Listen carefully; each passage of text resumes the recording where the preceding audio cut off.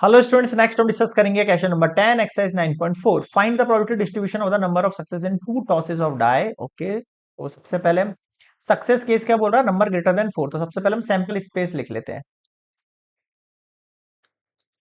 कितना हो गया है, 1 2 3 4 और 5 और 6 मेरे पास सैंपल स्पेस हो गए। अब मेरे पास जो इवेंट होंगे कौन से वाले, नंबर ग्रेटर देन 4। तो number greater than 4, number greater than 4 कौन कौन से, 5 है और 6 है। अब अगर मुझे प्रोबेबिलिटी निकालनी हो, probability of a number greater than 4, तो इसके लिए मैं इस p का यूज करूंगा।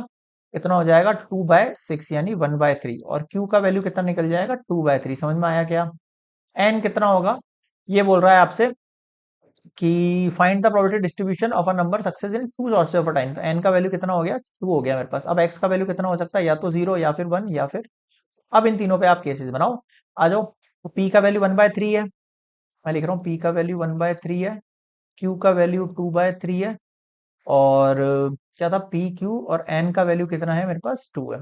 अब आ जाओ, पी एक्स इक्वल्स टू 0 का केस बनाएंगे अपन, तो क्या बनेगा आपके पास, फॉर्मूला पता ही है, एन सी आर, पी की वैल्यू आर, क्यू की वैल्यू एन माइनस आर। तो ये हो गया आपके पास 2c0, 1/3 की पावर 0, 2/3, 2 - 0। ये वन तो 2/3 की पावर 2, यानी कि 2 2 ज़ा 4, 4 4 ज़ा 9 हो गया ये।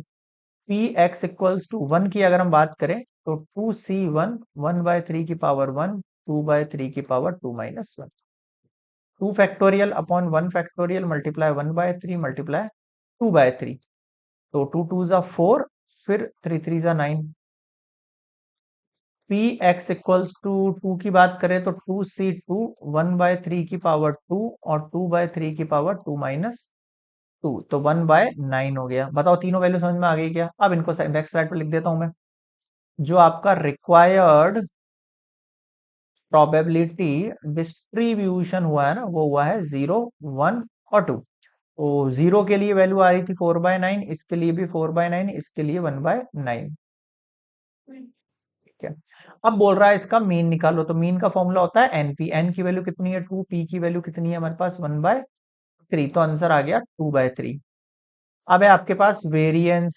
वेरिएंस का फॉर्मूला होता है एनपी क्यू। एनपी की वैल्यू तो 2/3, पी की क्यू की वैल्यू कितनी हो जाएगी, 2/3, 2 2 ज़ा 4, 3 3 ज़ा 9। अब बोल रहा है आपसे स्टैंडर्ड डेविएशन निकालो, यानी एसडी निकालो, यानी रूट कर दो एन पी क्यू का, यानी रूट ऑफ 4/9। कितना रूट निकलेगा इसका, 2/3। बताओ समझ में आया क्या, क्लियर है। So this is complete mean, variance and standard deviation for question number 10। Next मिलेंगे 11th पर।